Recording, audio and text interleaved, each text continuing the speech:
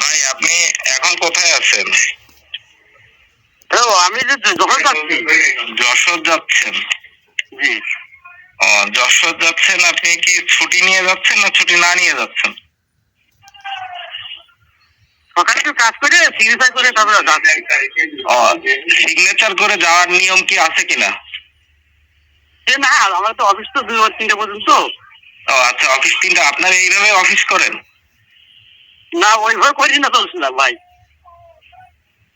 আমি আপনার এই যে ডিজিএম এর রুমে আছি।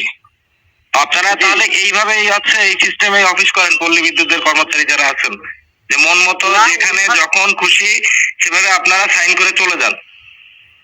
না, সেইভাবে তো যাই না, আমার একটু সমস্যা ছিল তো, আমি একটু ওই ডাক্তারের কাছে যাচ্ছি, তাই আপনি ডাক্তারের কাছে যাচ্ছেন? ডাক্তারের কাছে যাওয়ার সিস্টেম কি এটা যে আপনি সরকারি কর্মচারী, আপনি সই করে আপনি কাউকে না জানায় চলে যাবেন, এটা কি সিস্টেম? না, সিস্টেম না। আপনি এমনিতেও মিটার রিডিং এ গড়মিল, তারপরে আপনি তো দেখতেছি যে এই যে কাজে আপনি তো আপনার একদম আপনি আপনার মতো করে তো অফিস তো চালাচ্ছেন আপনি। ভাইয়া বলছি কি, আপনার ওই যে রিডিংটা, আমি তো রিডিংটা ঠিকই নিয়ে আসছি, বুঝলেন?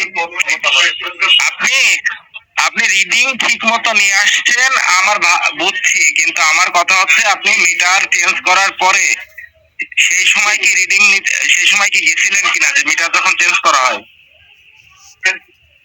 আমি যেদিন আচ্ছা আমি যে সময় রিডিংটা দিচ্ছি, বুঝলেন, এখন তার আগে মিটারটা চেঞ্জ করেছি কি পরে চেঞ্জ করেছি, তো এটা আমার খেয়াল আসছে না। এখন আপনি কোথায় আছেন? ওই তো আমি এখন বলছি যশোর যাচ্ছি একটু। যশোর যাচ্ছেন, এখন কোথায় আছেন? গাড়ির ভিতরে আছি। গাড়ির ভিতরে আছেন, তাহলে নিয়ম আছে কিনা যে আপনি এভাবে খাতা সই করে কাউকে কিছু না বলে আপনি আপনার ইচ্ছা মতো ব্যক্তিগত কাজে যাইতে পারবেন, এরকম কোনো নিয়ম আছে? না, নিয়ম নাই ভাই, নিয়ম নাই।